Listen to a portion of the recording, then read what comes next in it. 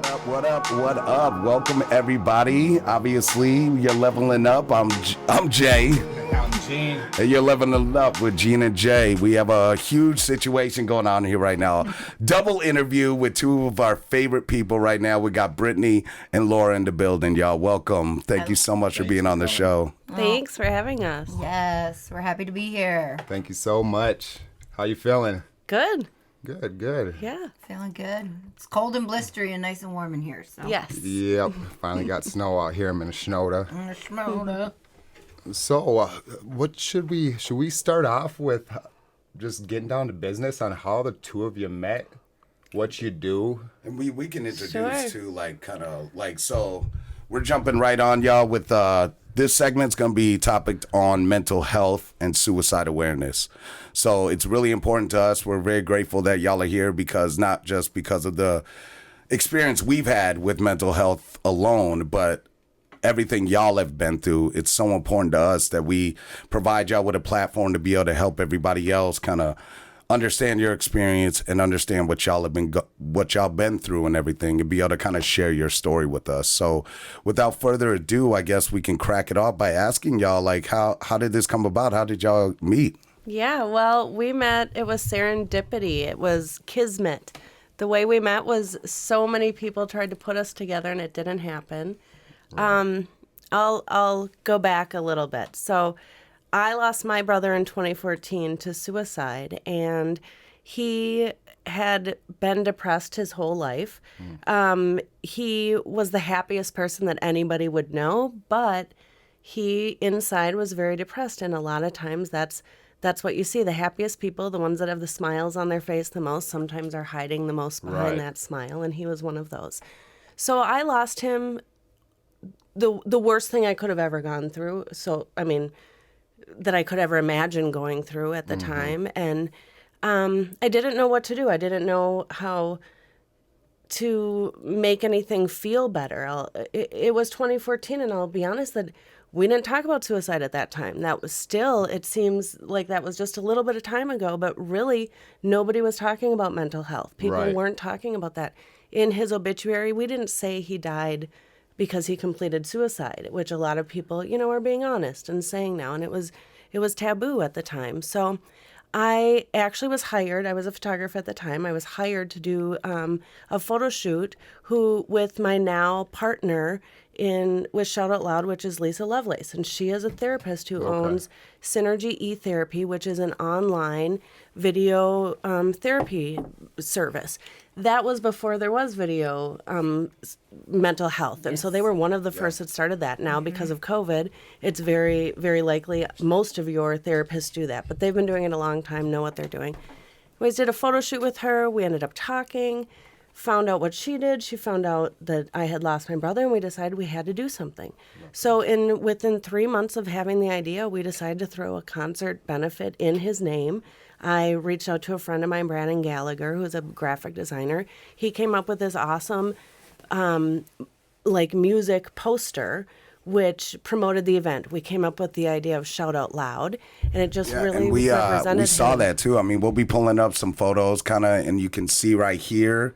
Kind of, is this the original artwork then? This is the original artwork. Yep, we still use all of the same things that he designed, and so it was really in his honor.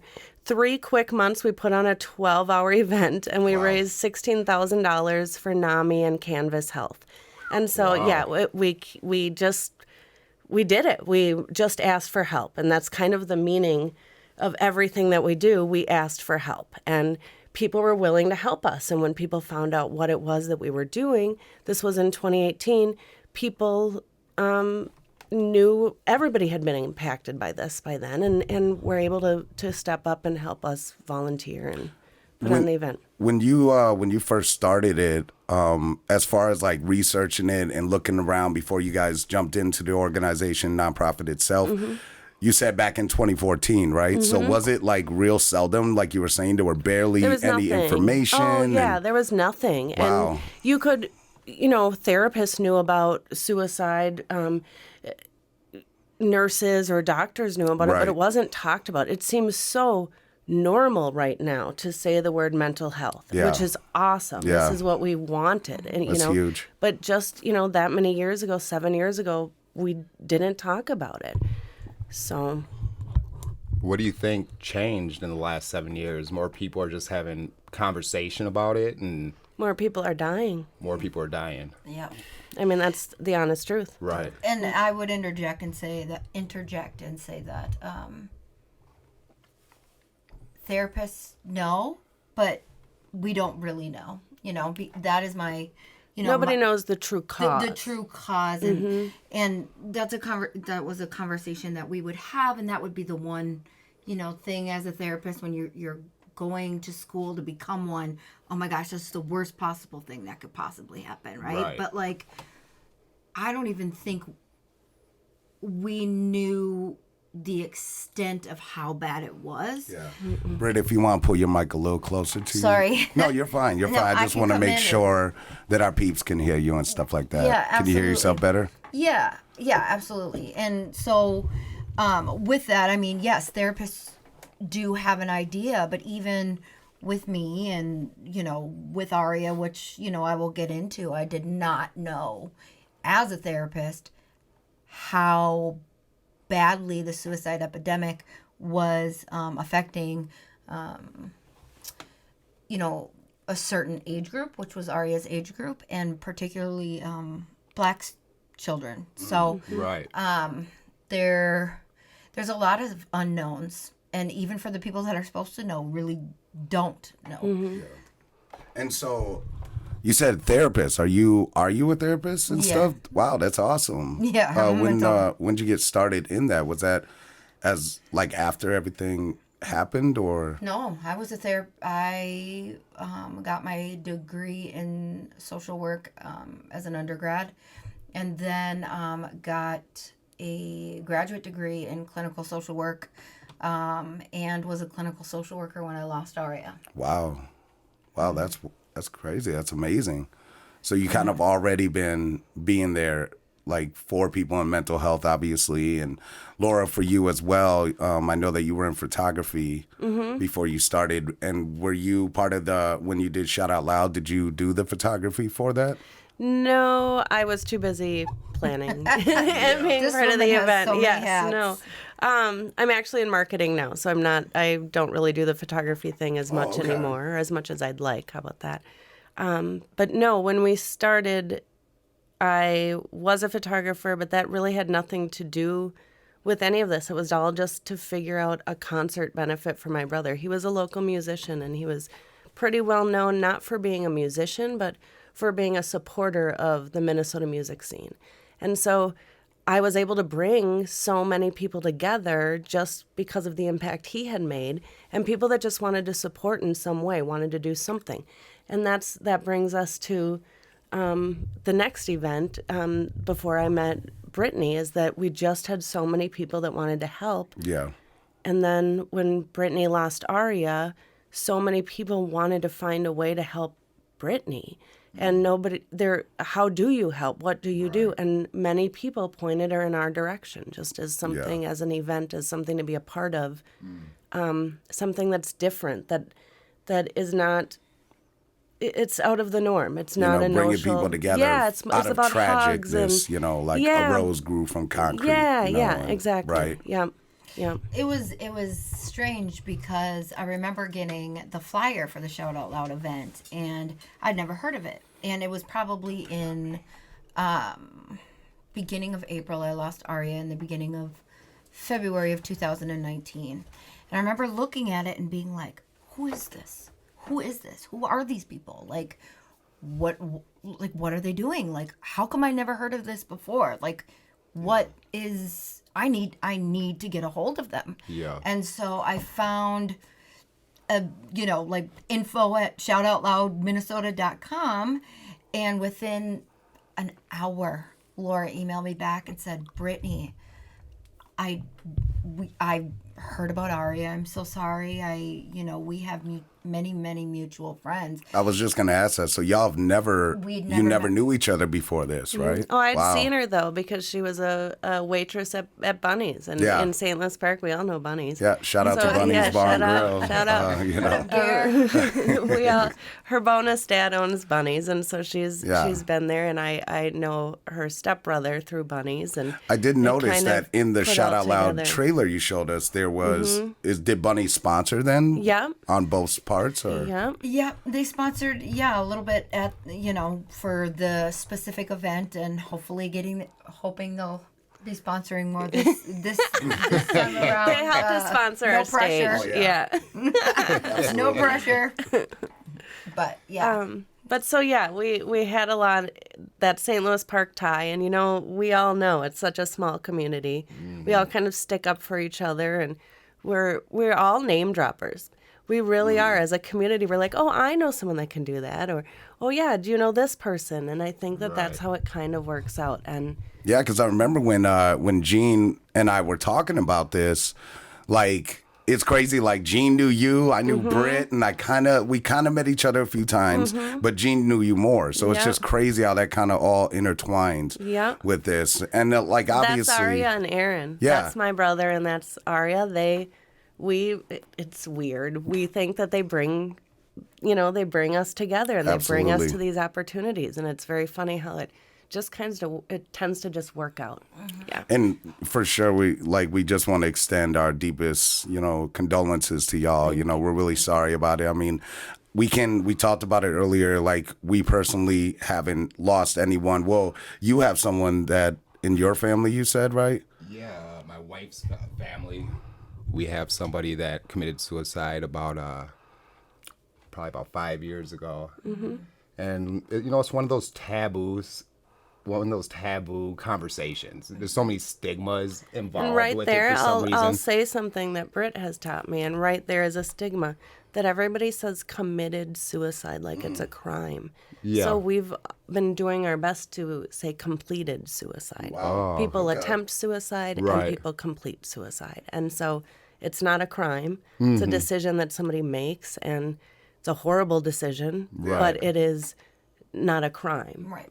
So That's a good point Yeah. there. Do you think there's a common denominator between like every person that has committed suicide? Is it something that's going on in the brain, or is it something that they're influenced by, maybe music? I or... think that definitely plays a role in it. I mean, I think for people to think that it's solely mental health based, I think that we're missing a ginormous piece and aspect of just how the human being is, right? Like we're human beings as whole. We're not just a certain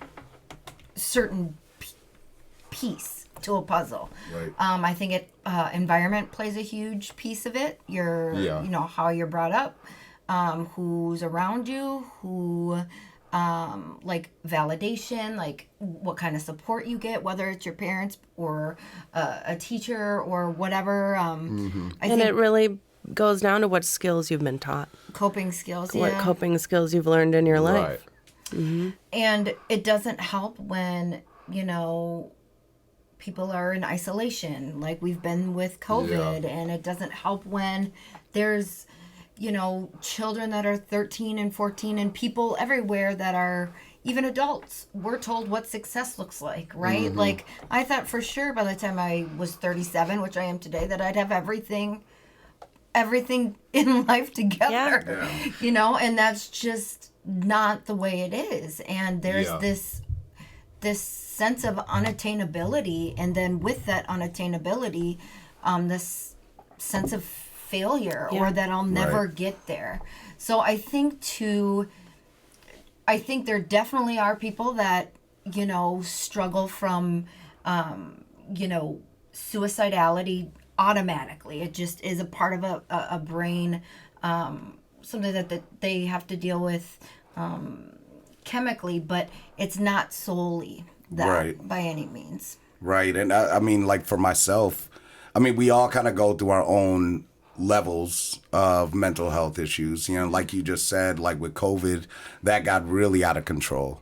I mean, just for myself, like dealing with mental health, there was a lot of ups and downs, but I was actually pretty surprised for me that during COVID with that isolation, I thought it was going to be really worse, especially when winter hits, it already increases, but it was harder for me to kind of see what was happening out in the world, opposed to even more myself. So I didn't know if it was like, am I putting what I'm feeling right now to the side because what's happening out there is just so bad? Because people were like, out the blue, like relationships, marriages. I mean, so many people, job losses, and all this drove a lot of people to completing suicide. And it's as tragic as it is, it's really sad that there isn't even enough still information out there to help people. It's there, but I feel like it becomes more and more difficult just to be not able attainable. to. Yeah, exactly. Like it should be as easy as a phone call away, in my opinion. You know what I mean? Yeah. It's not attainable to everybody, and that's the problem. It's attainable to people that have a lot of money, that people, that may know the right person, that may be involved in the right organization. But that's part of Shout Out Loud, is that mental wellness should be a part of everybody's life, and it should be a part of teaching our children coping skills from the time that they're born till, well, it should never stop. It should never stop. We should always be learning and learning. always, yes. And it shouldn't be that we have to feel bad to go to therapy. We should be taught the skills that they teach, that therapists teach their clients. We should be taught those in school like we are in a gym class or a health class, because mental health is just as important as physical health. Right. So. Absolutely. And then I would like, so we had, you said Aaron, right, is your brother? Yeah. Okay. And Aaron was a musician himself? Yep. And then Buggy was also kind of a musician herself, right? Yeah, she was. Took after her mom, got the voice of an angel, like. She's better than me, man. Yeah? She was better than me, no doubt about it. I had to work a lot harder to be half as talented as she. It just came out of her, yeah. Yeah. I remember a lot of videos when you would share just how comfortable she was in front of a camera, being able to kind of sing it. I remember when you first started and she was kind of shy and she had to like look away and like sing it, but she got really comfortable. And I think that's really amazing, because music is a big deal. So for like Aaron and Ari, I mean, that's huge, because music speaks from the soul. Did Aaron write his own music? He actually was, what was it, like dubstep? Is that what it was at the time? Okay. So he like mixed his own music. So didn't sing. He was a bassist, so he was in different bands, that sort of thing, but wasn't a writer in that way. Okay. But yes, musician in many other ways. He was also a chef. So he opened the Cooper right by Yard House. Yes. Yeah. Yes, I remember you many telling me years that. ago. So I came across photos of that the other day of them putting in the bar and all of that there. What's the Cooper? The Cooper is now the, what is it? What did they Local, change? the The local local, yeah. at West End. So, Oh. yeah. Wow. Back in the day. So he opened that restaurant for Kieran Folliard, and he was really proud. And Yeah. So yeah, artist in many different ways, I think. Yeah. And I think artistry is something that, Shout Out Loud as an event really wants to promote that artistry piece, right? Like, it can be such a solace for so many people. It can be so soothing and, can be therapeutic and cathartic. And that's why Shout Out Loud always has music. It will never not have music. Yeah. It will always have different Once types. the music hits, you feel no pain, right? Yeah. Absolutely. Yeah. And,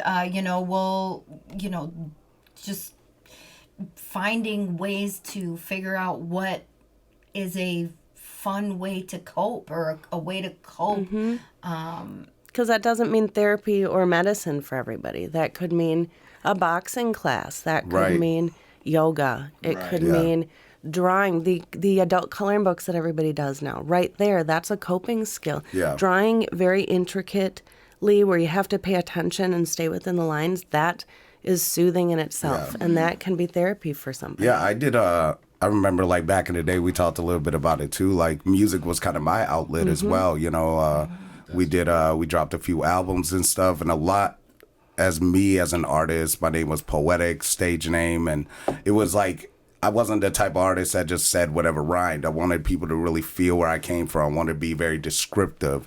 So when they could hear it, they can close their eyes and almost feel what I'm saying or see what I'm saying. And I feel like music did really help me get through a lot. And like you said, obviously there's songs that we all listen to that really kind of touches our soul and gets us through those tough times, you know. But pain is real for sure.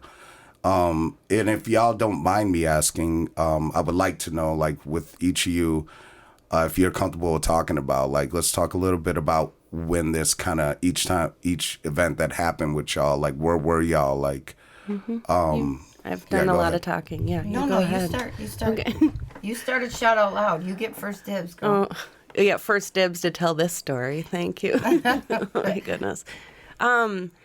Aaron had been suffering for a while. He had some trouble with the law, traffic stuff, just getting into petty trouble. He was 32 at the time, so for his age, he shouldn't have been doing the things that he was doing, and he was unhappy with himself, and so that we knew was happening. The depression we knew was happening. The day that he texted, he had sent a message to me and my mom and my dad, and then his girlfriend at the time, saying, "I love you, and I'm really sorry for what I've done."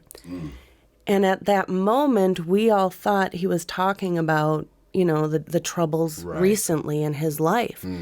And so at that exact moment, nobody did anything, if that makes sense. And so then my mom, it's vague because it's trauma. But my mom or my dad was texting me, and should we go to his house? Should we, I'm like, I don't know. And I, at the time, was busy working. And this is part of the guilt. I was at my computer at the time. I was working on a big event that I was having. It was in March, and I was annoyed that I had to deal with him again. Yeah. Yep. And I feel the need to say that to people so that they understand that you need to take the time to see what's bothering somebody, Makes sense. But so when we got the text, we didn't know. My dad went over there, his door was locked. Nobody was really putting it all together. And then his girlfriend got home, found a letter not to go in the garage. All I remember is scream, and my daughter tells me about this. She was like maybe 6 at the time, and she's 14 now, and will tell me, I just remember you screaming to look in the garage. And I think I was screaming at her, and she just said, I can't, and I think she left. And so my husband at the time drove over there. Aaron didn't live too far away from us, and then he had forgotten his cell phone at home, and it was a big mess. Somehow my dad ended up back there.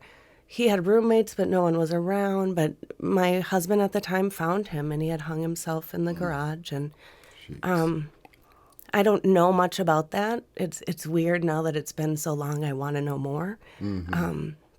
But I didn't ask, as much. But he took him down, and the ambulance, I guess, got there, tried to work on him or, revive him. Yeah. But, didn't work. Right. So, and now 7 years later, this is still hard to tell that story. So. Well, that's important though, right? Yeah, exactly. Because I agree. It makes it raw and real, and again, like our deepest condolences for that. And thank you so much for, having that strength to be able to share your story with us. I think it's important. Yeah. Thank you very much. You're so strong. Your turn.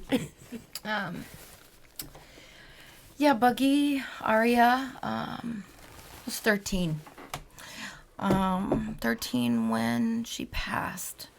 So she was isolating, and she was hanging out with friends more, and she was not as into hanging out with mom and spending time with mom, and she was annoyed, and she would have emotional outbursts, and She was a teenager. and I chucked it up to her being a teenager. A lot of her behavior. In hindsight's 2020, right? There's a million things that I would have done differently. So the night before she passed, I was a social worker, and Mental health and people like us who work in mental health, we don't do it because we get paid a lot. We do it because we care and we want to help people. You know, I was a single mom, and I had a full-time job, social work job, and I still couldn't pay all my bills. So I was working at Bunny's as well. And on Wednesday mornings, Aria was going early in to school to get some help with, I think it was math. Wednesdays was math. Mondays and Wednesdays was math. She had gotten sick Monday night, came home from school early. I got an email from her teacher, and her teacher had told me that she wanted to change Aria's math class to a class where she'd get a little bit more attention. And Aria was sick that night, so I didn't say, I just forgot. And sadly, I had to be at work always by 7:30, and school didn't start till 9:40 for her. So she would have to wake up in the morning and get herself together, and you know, so I would usually leave, kiss her in the head, like write her a little note or whatever, and walk out the door, and then call her around like 8 or 8:15 to be like, okay, it's time to get up and get going.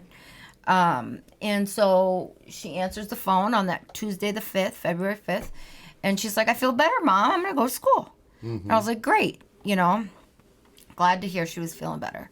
I said, oh, crap. Aria, I forgot to tell you, I talked to Miss blah-de-blah.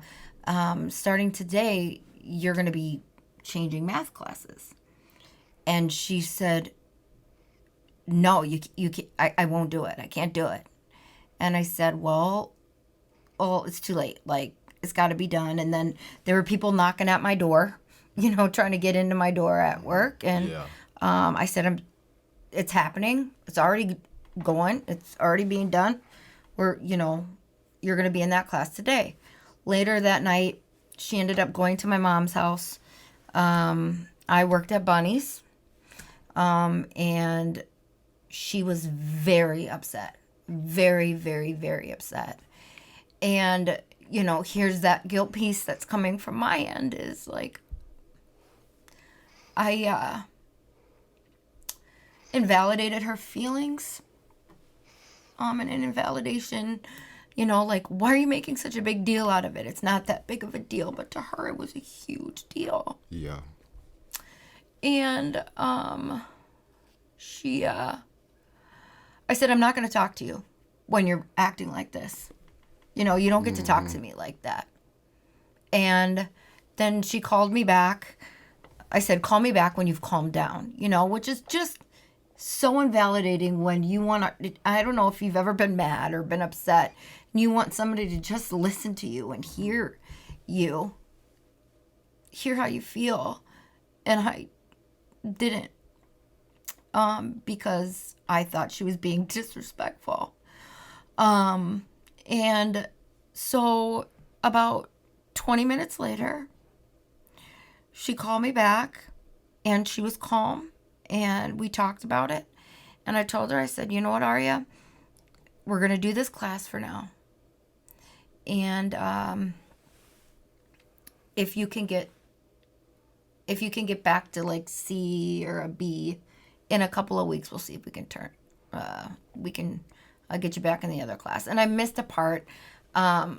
Well, she was upset. I had said something to her like, I don't care if I have to take your phone. I don't care if I have to, you know, take your computer away. I don't care if I have to send you to a different school. Like, we need to get back on track, right? Mm-hmm.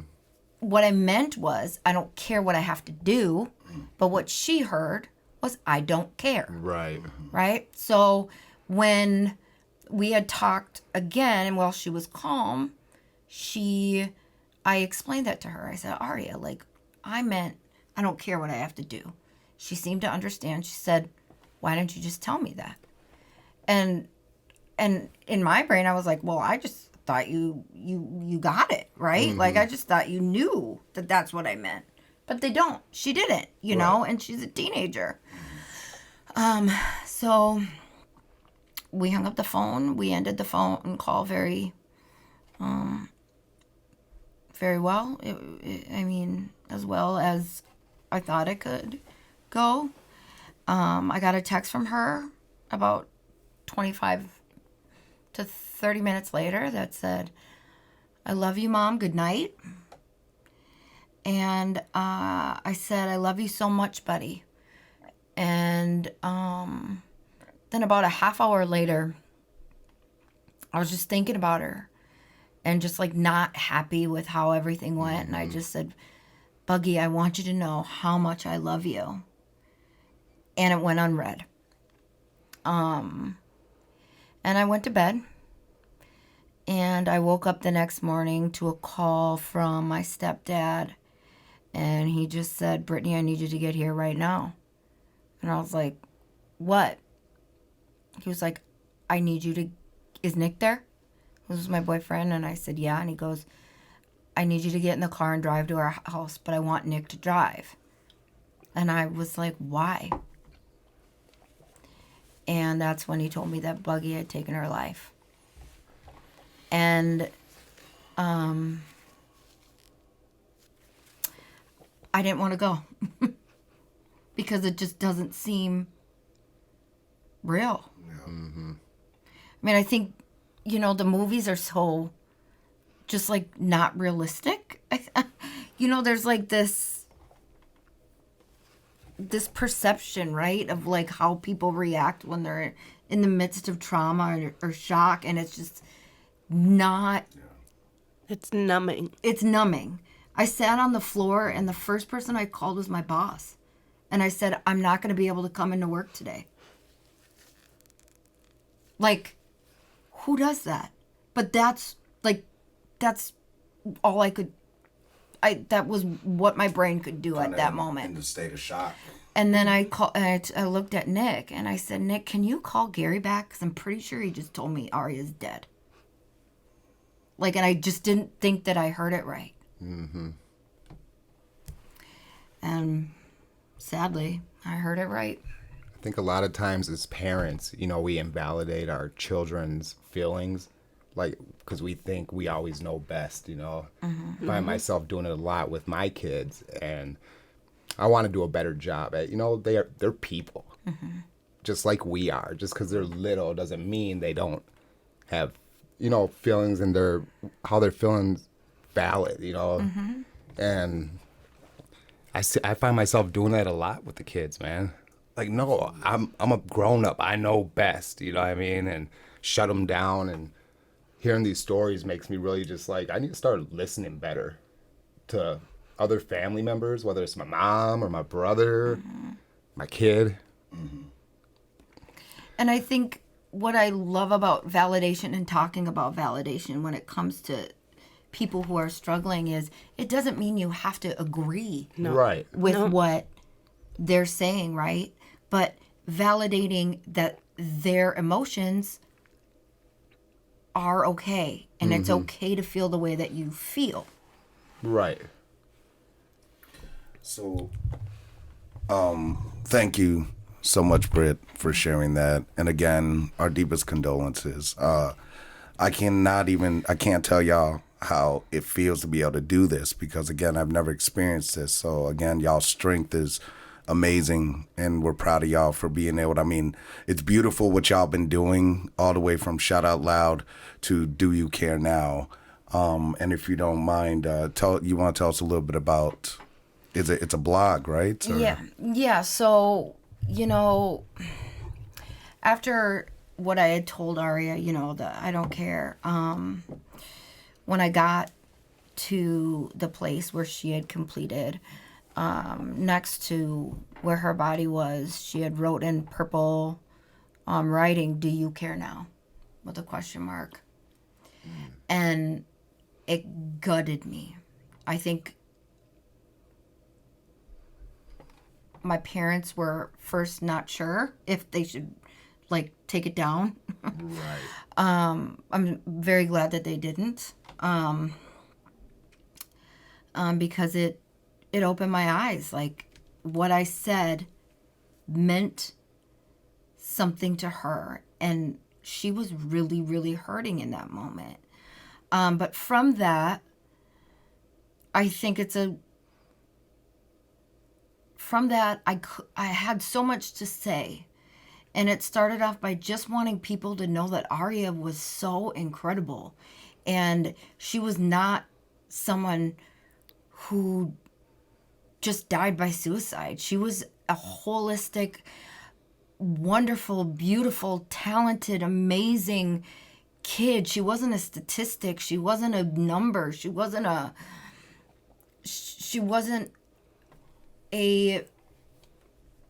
just a tragedy. I mean, yes, it is a tragedy, but that's not all she was. That's also part of the stigma with suicide. If somebody dies of cancer, people talk about them all the time. Yeah. People ask you about how you're feeling about it, how they died, many different things. But if somebody hears that the person you love died of suicide, people don't ask about it anymore. Mm-hmm. And so part of Shout Aloud, part of Do You Care Now is that we don't want them forgotten. Right. Why do you think that is? Good point. People are uncomfortable. Yeah. It is. I could see that. Were you gonna keep? No. Oh, okay. It's an uncomfortable conversation. Yeah, it just is. Yeah, exactly. You have to be okay to sit in that uncomfortable situation. And that's something we need to teach our kids. When they drop their lunch at school, they need to be okay to sit in that situation. Yeah. I will say that is something I feel like I'm really teaching my kid, is to be okay being uncomfortable. Yeah. And Right. she's the biggest klutz, and she takes after me, and she makes the most embarrassing mistakes at school and things. She calls me mortified, but it doesn't ruin her day. It doesn't ruin how she's feeling. It's not embarrassing to her. And I think that that's a really big thing that I have learned from Brittani, that I've taken from Aria, is that it's okay to be uncomfortable. Mm-hmm. It's okay to question yourself. It's okay to not know exactly who you are at every moment. It's, yeah. And statistically, for children and for adults, we do better in stressful situations if we encounter them. Mm-hmm. So people who never encounter stressful situations have a harder time dealing with stress than people who sit in it for a little while, recover, and then experience it again. Yeah. They learn that they can cope from it, and then they become stronger, and they're more what you call mentally tough. Yeah. Right? So we have these at the middle school. I work in a middle school, obviously, and it's been really important for us, especially after, the whole last few years with COVID, with everything that happened with George Floyd and everything that went on in, Minneapolis, statewide and almost worldwide. For us, I'm a GLC, so a grade level coordinator. So I work closely with the kids, it's not just behavioral to us. Mm-hmm. It's important that we find out what's going on. Why is this kid causing this issues? Why are they constantly getting kicked out of class? Are they act just like if a teacher says they're just acting up too much, or is there something else going on deeper?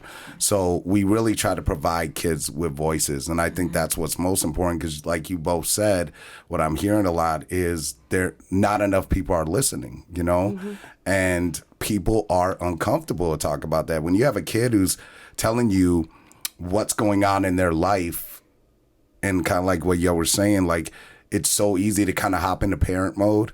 And you're so quick to be like, well, I've lived this long, so listen to what I'm saying.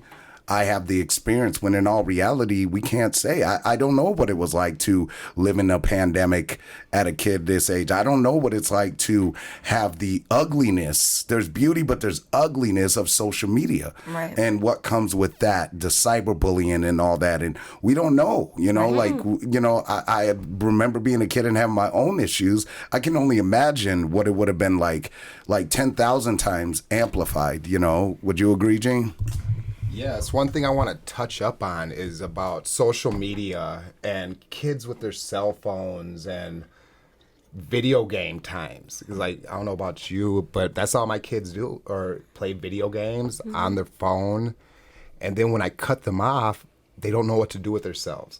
They're just sitting there, just dumbfounded, staring around. And like, I get worried about how they're feeling at that moment, because they take it serious. Like their cell phone getting taken away, like I worry. I'll check up, make sure they're doing all right, because that's a serious deal to them. What do you think does that have a big impact on? I mean, so I don't think we'll know what the biggest impact of what social media and this really intense technological world that we're living in. We won't truly see the side effects for a couple of decades. Maybe, yeah. I mean, of course we know now, right, that suicide is the second leading cause of death, ages 10 to 24. Say that one more time. Suicide is the second leading cause of death, ages 10 to 24. Wow. So we're seeing that so quickly. And that's right around the 2000, or I think when they started to really dig into that was about 2010. Okay. So it's been within the last 7 years. I think they figured it out between 2010 and 2018 or something like that, like right before Buggy passed. And don't quote me on that, but I do know that it is the second leading cause of death, ages 10 to 24. So we don't know what will ultimately be, what it will be for our children long term. I mean, I think it's sad. I look at kids some days and I'm like, gosh, I just wish you were able to have a childhood. Right. Like, I remember being able to, I knew I didn't have to come home until it was dark, right? And some kids just don't have that option anymore. And, it's not safe anymore. And like part of the reason Aria had a phone was so I could keep her safe, so it's very hard to navigate keeping your child safe in this world, in these times. So, but then also there's bullying and all this stuff if you don't have one. So if that's the only kid if your kid's the only kid that doesn't have one, there's stuff that comes along with it too. And it's like what kind of phone it is and all that stuff. And it is, because I mean, at the end of the day, especially working at school, I know from personal experience, kids can be ugly, and I don't care what anyone says. I mean, kids can be ugly and they can be mean. Yeah. They're so mean. But there are a lot of kids out there that I've been so proud of too, like seeing at the school where kids are really standing up, utilizing their voices. So, I mean, I give a big shout out to St. Louis Park Middle School, to a lot of our staff members there, because they've been doing so much in their power to be able to provide those safe spaces for those kids, because like you said, we don't know what the signs are, but we do, and we're trying to work on it. And only we can, as adults, make that push forward, really kind of getting, like you said, it's hard to talk about, right? And like when Gina and I were sitting here, we're like nervous. Like, why are we nervous? We know these girls, they're amazing. And what is it that we're so nervous about? We've done this podcast multiple times now, so it's not that. So I think you're right. I think it's that uncomfortableness. No one wants to talk about that, and that's kind of not fair, because your loved ones deserve to be remembered. You know what I mean? And the fact that's the second Second leading cause of death. Like that alone, you would think that it would be huge, you know, as far as people talking about and trying to come up with solutions. And some schools are doing a great job, and St. Louis Park is one of them. There's a reason that I'm happy to be part of this community. Yeah. My daughter's in one of those leadership advisory classes with Miss Ross, and she's in the yes. mental health leadership advisory, and she is cool talking about mental health. She's okay Right. with it. And so we're doing our part. We just need more of it. There's not. It's not happening fast enough. We needs to can't. be- It's not. So There's you're not saying enough it's got to be help. like normalized more often. Exactly, you know? but we are working towards that. But it also has to be normalized in a way that doesn't only center around therapy and medicine. And I think that that's a big thing. We hear commercial after commercial after commercial for therapists, and that works for many people. And it's a great tool, but there's also other resources that we can put out there for people so that they understand, hey, Right. it's not just this that can help you, it's many other things. And then also a big part of Shout Out Loud this year is we want to make mental health care more accessible to the BIPOC community. We want Black and Indigenous and people of color to have more access to mental health. We understand that there are disparities and that in some communities have more access than others. And so we are a bunch of white women that run Shout Out Loud, but we are mindful. And this year we will be cognizant about what has happened in our community and what we can do to provide more of that diversity in Shout Out Loud I mean, that's itself. huge just to say right there. Yeah. Well, we will be mindful of it. That is our Yeah. goal for this year. That's we get it. And also, going back to the St. Louis Park thing, that is another big reason why we've picked this community, because they're open to it. Not all of them are. No. Number one, I should say, my brother and I both graduated from St. Louis Park. Right. And I lost my first friend to suicide, Jason Prindle, many, many years ago. You might know that name even. And I think my wife, no, the name rings a bell to my wife. probably, yep. I lost a cousin at 25 years old because he drank too much. Whose liver and kidney fails at 25? How much do you have to drink? How unhappy do you have to be? Yeah. And then I have lost friend after friend after friend from St. Louis Park, from many other communities, but mostly from there. So what's going on Yeah. there? And I agree. I do love this community, and I do feel like they have been doing a lot. And I also agree with you, Britt, that there's still some areas, still some places, still some people that are not doing enough. And I'll most places are, yeah. you know. And we have to be able to put our own selves to the side and be like for me, like, what am I doing enough? Am I doing enough? What more can I do? You know what I mean? And what more can we do to encourage the community to do more? You know what I mean? Because this is a serious situation and it needs to be talked about, because we don't want this to continue. It's a heartbreaking thing. And it's even more heartbreaking, like we said, that people try to shy away from talking about it, like it's not happening, you know? Well, if we don't start having the conversation, it's just going to get worse. Yeah. It will only get worse. It is getting worse. And you know, will always be, oh, not my kid person, or not my family, or you know, we handle it, or we have a great relationship. Ari and I had a great relationship. Right. Like, that's not going to stop, you know, really her from having hard days. And, you know, So it's how does she cope with those hard days? And we weren't able to teach Aria that. Aaron wasn't taught that. And that's the point. We need to start when our kids are young. Yeah. And we need to teach them these skills. And we're working on what those skills are. We, you know, as a team, we're trying to figure it out. But, you know, we have full-time jobs. We, you know, Right. have a regular life, so we're doing our best. But that's the part of Shout Out Loud, is the more people that we can bring together, the more people that can talk about it, the more people that can spread the word and show up and let our community know, hey, we all support you. You all support us. Look at this, you know, look at this big group of love. It was just like a hug fest. It was amazing last event. And that's the whole point of it. And every single person involved with Shout Out Loud is a volunteer. I don't know if you knew that. Wow. We don't pay for our musicians. We don't pay for our MC. We don't pay. All we do is ask for help. That's beautiful. Yeah.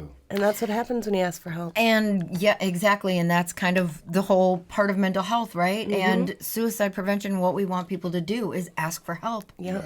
You know, like it's kind of kismet. I'm not it's- surprised by that. No. Yeah, either, but- watching the trailer that you sent us. I mean, it's hard to see why it's happening or why this video is even made in the first place. But man, it was beautiful to see the amount of people and like how many people showed up, you know, and just the love that was around. There's smiles, there was hugs, there was multiple different, like, I want to say sponsors almost. And like, you know, I saw you on stage even performing some, and, you know, I saw you a lot in there. And I just think it's a beautiful Stokely thing. was at our event.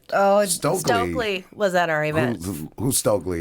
Mint condition, Stokely, the Stokely. Oh, wow. Was at our my event. favorite singer of all time. He was there, looked like a king in the audience. We hope he actually made a video for us. So we had a video series that we worked on, which I'd love for you to help with this year. But we just wanted people to tell us how they shout out loud. What do they do that helps them with their mental wellness? And we had a lot of amazing people that stepped up besides the two of us. We did our own videos about Aaron and Aria. But we had Stokely, and he did a video for us. We even had Robin Williams' son. Oh, wow. Zach Williams did a video for us. That's And amazing. again, we asked for help. And Slug did too, And right? Slug from Atmosphere, Laserbeak wow. did a video for us. A wild player, and I'm sorry that I don't know his name, but that shows how great I am at sports. A wild player. A wild player, so that was pretty exciting. And then just a lot of regular people in our community from all different walks of life that just let people know this is what I do to cope with stress. This is what makes me feel good about myself. And we would like to do that again this year and have more people step up, and we're hoping people will send us their own videos that we can then post. And I'm getting and let excited about people- this, just hearing about it. and let people know how they cope with stress. And the event's October 1st, so we have a lot of time until then to get the word out, but also to just be a voice and be educators and Right. you know, let people know what they can do. Yeah, and it's a super fun event. You know, there is, you know, it's a heavy topic, obviously. It is. But considering it's a heavy topic, it is a fun event. It's a family-friendly event. There's something for everybody, there's which something makes for it everyone. awesome. Yeah. Yeah. And, you know, I think along with the fact that we have decided to really reach out and make a point for this Shout Out Loud to focus on Diversity. A Diversity little bit more and and- access to mental care or mental health care. and bridging the disparities, to have two black men being willing to come and talk about the importance of mental health. I think Right. just being able to have this conversation, you know, we hope will help other people. And I don't think, I mean, I don't think you realize how much that does help. Yeah. Just being willing to do it. Yeah. Like, you know, like she said, we're two white girls, right? Yeah. You know, and we've watched in horror what's happened. Yeah. And I mean, to like, our city, yeah, obviously, and to you our know, community. yeah, and we like obviously we can't speak for the whole black community and Of everything, course not. or indigenous. We can't you know, speak for the whole white community. right? Can't either, Exactly. yes. But I do want to make sure they know and everyone at home knows, especially for our young brothers and sisters, like this shirt alone, like it's okay not to be okay. You know, like I can remember so many years where I didn't talk about my feelings. I bottled that shit up or stuff up because I didn't want to, like, you might come off as weak or, you know, like you have to stay strong. You know, the world doesn't care about your problems because you're just another minority, you know. And I know, like, I have friends that are close to me where their families are very heavy on not allowing them to get therapy and that kind of stuff. A lot of cases was because they don't want to have a white therapist. And also, and I hate to say it, but there's some families that don't want that therapy because they don't want their business out there. You know what I mean? Like, they don't want someone to talk about it. And that's a hard discussion, you know, that not just the Black community, but every community needs to have. You know what I mean? Like, it is so okay not to be okay. You know, in my opinion, you're 10 times stronger talking about your issues, you know, and I say that from personal experience, that you're stronger talking about that stuff than you are bottling that stuff up. Because if you talk about it, somebody out there, out of millions of people, could be that one person that heard that what you said or saw that video and changed their life, you know, like, and that's, if you can save one, then it's always worth it. You know what I mean?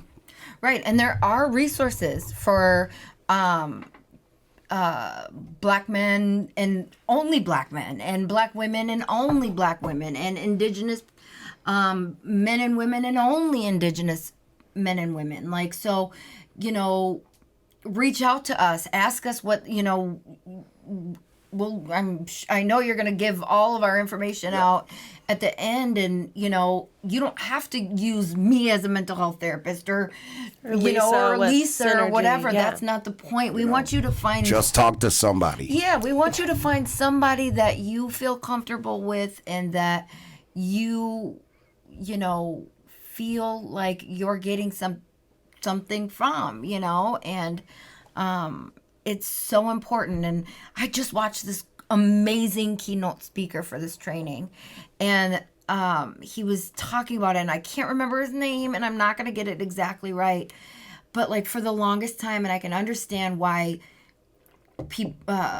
Black people wouldn't want to go to therapists, because in the 70s or something, Black men were diagnosed with paranoid schizophrenia, 50% more than white men, because they were like, the system's out to get me. And white people were like, what are you talking about? Like, well, it what goes to show you, system? just like, you know, I mean, obviously, we're not going to jump on the topic of like vaccines and shots, but when you think of it, I mean, just the injections and all that were given to the Black community, of course, they built up this not really a fear, but just like, no, you know, like, I don't want to have anything to do with that.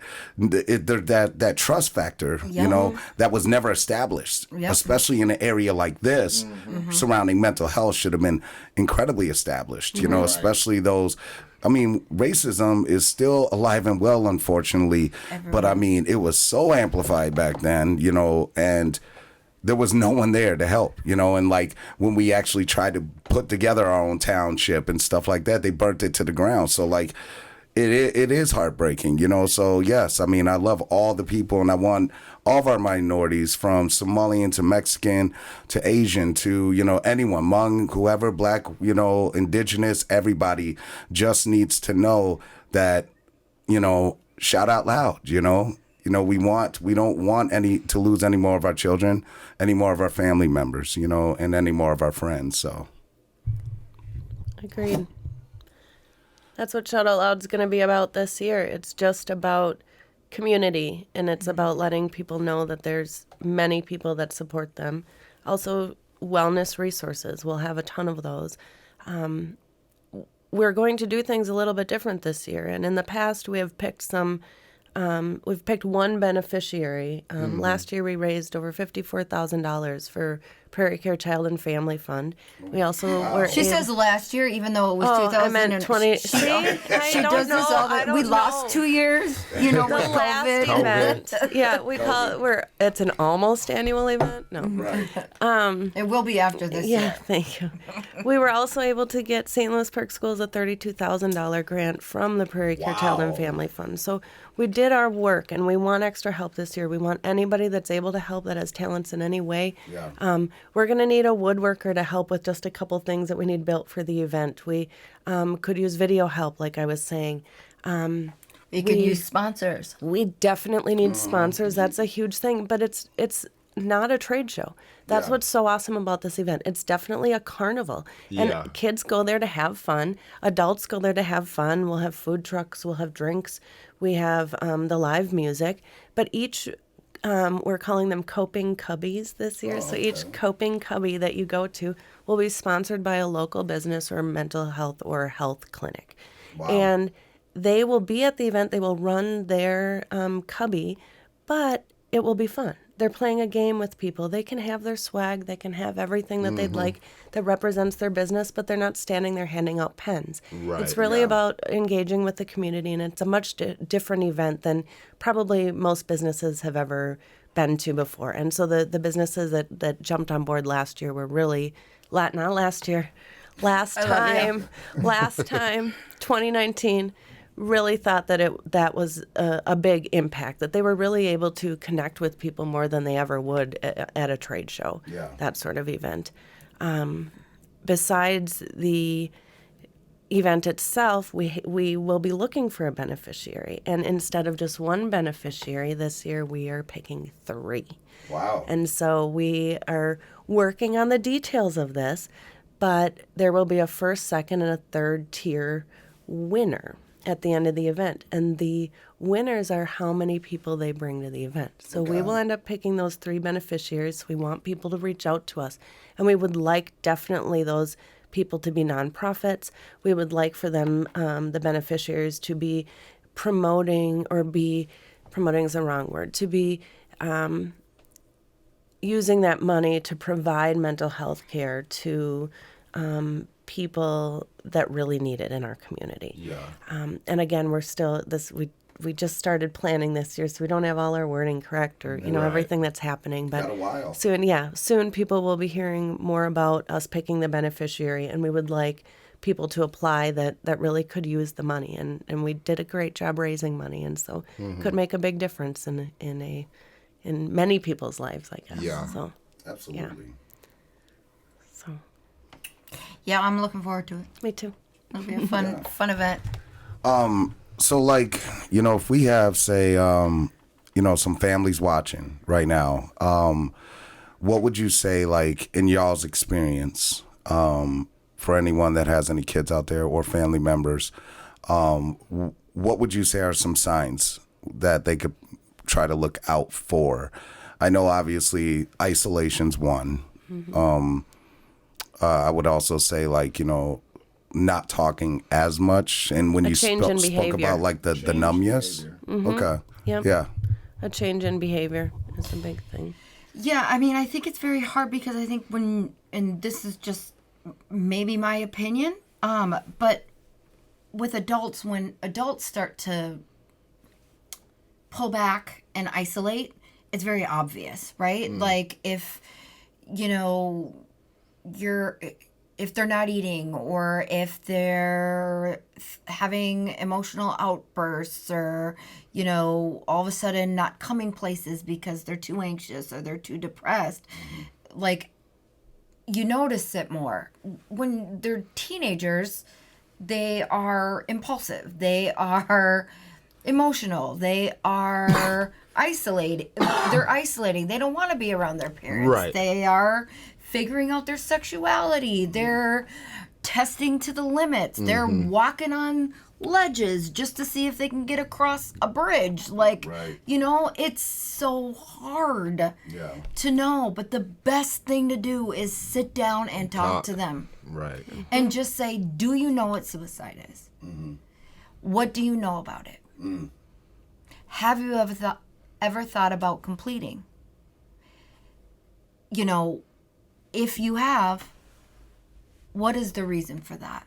And if you can't talk to me, here are some people that you can talk to. Or do you know somebody that you can talk to? And that's a big thing. A lot of kids can't talk to us. We aren't the people that they want to go to when they're feeling that way. And that's unfortunate. Being their parents, it's hard to handle. Our little babies, they they don't need us as much, but there needs to be somebody in their life. I'm sure it's Miss Ross to my daughter. Yeah. I know it. She has that impact on her in amazing. school. Yes. And I think that every kid needs that person. And I know that that's my daughter's person, and that makes me feel good. I know because in her conference, it was brought up, this situation I didn't even know about, that they were dealing with, just the two of them, and that makes me feel so confident. And I think that's very important for your kids to know that it doesn't have to be you. Right. It has to be somebody. And each kid deserves that. Yes. Just to know that they have somebody that's on their corner. Yes. Especially one that's not your parent, I right? know, yes. Yeah. Because who really wants to tell their parents everything? So, like, if they say, yeah, they've thought about it, they know what it is, ask them if they're comfortable talking with you. And then if they say no, say, okay. Ask them if who they might who they might feel comfortable talking to. Yeah. And then if they don't know, then you can go on Psychology Today, you can go look up lots of different people, and they can you can look and see what they provide. Synergy E-Therapy has so many resources, and they have a great blog, so much about teenagers and about what they're thinking about what's happened during the pandemic, about how they handle the holidays or going back to college, or just many different things. Yeah, I was just going to ask that if you guys have is there resources and stuff that y'all can provide. Obviously, you'll provide us with that information, and we'll be able to put those in our description, obviously, on the video too. For sure. Yeah, I think. I mean, there's tons. I mean, it just depends on what exactly people are looking for. I think we're moving in a really great direction. I think we could have more. Oh, we need so much more. We need so We'd like so to much be more. positive about it. Our event's amazing. The event itself is amazing, but that's one day. And, Right. What leads up to it, of course, but our kids are crying out. Our kids are dying. I mean, in more ways than just completing suicide. You just see how kids are just hurting today. And so we all need to step up and do something. And if that's helping us, fantastic. But if it's but if it's something else in your community or somebody else just do something. Right. Help out, because doing nothing doesn't get us anywhere. Oh, that's for sure. And I want to state that I did not know suicide was the second leading cause of death until after Aria died. Yeah. So as a therapist myself, right? Like, I did not know that. Right. So that says a lot. That is huge. But it's so... Therapists are far more mindful about what's going on, especially with what's been going on with COVID and all of that. And there is a huge surge for how in trying to tackle this epidemic, for sure. But we can't work fast enough. we can't work fast enough. Yeah. Yeah, I'm with you on that. Well, I'm glad we're able to get this out there. Yeah. And I want to help more, I mean? Good. So I'm sure Jay does too. And anything we can do to help the organization out, Awesome. please let us We'll know. take it. Oh, we'll let you know. We're down to I'm not volunteer. afraid to ask for help. This girl, Closed mouths don't get fed. So if you want to eat, you got to open your mouth. Watch out. Exactly. Right. she's pure Taurus. Like, here, just gonna ask you for straight up. Yep. Absolutely. Well, we again, we want to, extend our gratitude, y'all. Thank you so much, so much for being a part of this episode. We This was appreciate such a it. huge topic. We love you both. We think y'all, the strength y'all have is Thank you. We is, love you is guys. crazy, so we're here for y'all. Like Jean said, anything y'all need, whatever we can do to help. Like you said, we can talk about some videos down the road. And Gina and I were even thinking about hey, we could maybe set up shop, at the Shout Out Loud and stuff, and be able to help provide whatever way we can. But Maybe you could do a podcast and be like, hey, we're down Asking at people, Yeah, how absolutely. they feel. Yeah. from there. absolutely. We And wanted that last year. It didn't happen. Yeah. We could live it or something. Yep. And if anybody home right now that's watching this, if y'all have any comments or questions for these girls, please feel free to drop that in the comments. Please feel free to email us at lupwgjconnect@gmail.com. And then do y'all have any information y'all want to put out at all? Yeah, well, shoutoutloudmn.com is our website. Same handles on Instagram, Twitter, Facebook. And then Brittany has her blog. Yep, I do the doyoucarenow.life blog. It was every Wednesday. I've taken it back a little bit because I want to make sure that what it is that I'm saying and what it is that I'm bringing forth really is meaningful, and Absolutely. what I'm saying is there's a message within it. So. But the truth is, it's exhausting, and I'll It's say that for you. yeah. It's emotional. It's trauma. You're talking But about I mean, trauma. your reading some of the ones you did. I mean, your wordage and verbiage was amazing. I mean, you did She's an such amazing writer. a good job writing a lot of those. I mean, I remember just getting teary-eyed myself reading some of those. I mean, you put your whole heart into it. So, yeah, girl, take your time. You know what I mean? Like, that's what's important. You know, you're speaking for her, and, you know, I'm sure she's smiling down, you know, like, because I love the hashtag choose joy. I Yes, saw that, thought that was awesome. Yep, that's Arya's grandma on her dad's side. Yeah. Came up with that, and everything she does, she hashtags chooses joy. Yeah. So I mean, I think it's awesome. Yeah, and I'm sure Aaron's is definitely proud of like everything that you've done, Laura, with Shout Out Loud and stuff. Thank you. Ladies, thank you so much Thank for you. being here. Thank you for having We're us. honored, and we appreciate it very much. Thank you. Yep. Thank you Thanks so for much. having us. Yeah, we're excited. Yeah, we're super excited. Well, we will be expecting all of your families on Yes. October 1st. Absolutely, you know, absolutely. Especially like again, like my family, you know, Jean's family. I mean, everyone goes through, you know, own version of mental health. So hopefully this video will help, you know, get the word out more. You know, we'll make sure y'all be able to share it on your social medias. We'll share it on ours. All our family and friends that are watching this, please make sure you're sharing this. Even if you're getting some from it and you think of someone that should see this, please send this to them and make sure that they see it as well and everything. Other than that, do you ladies have anything else you would like to add? Well, we can come back at some point when we have more, more information concrete info about the event. about, yeah, it Absolutely. definitely doesn't have to be as long as, you know, we did tonight, but we could just give you all the info about what you could be expecting, why you should come, what will be in style.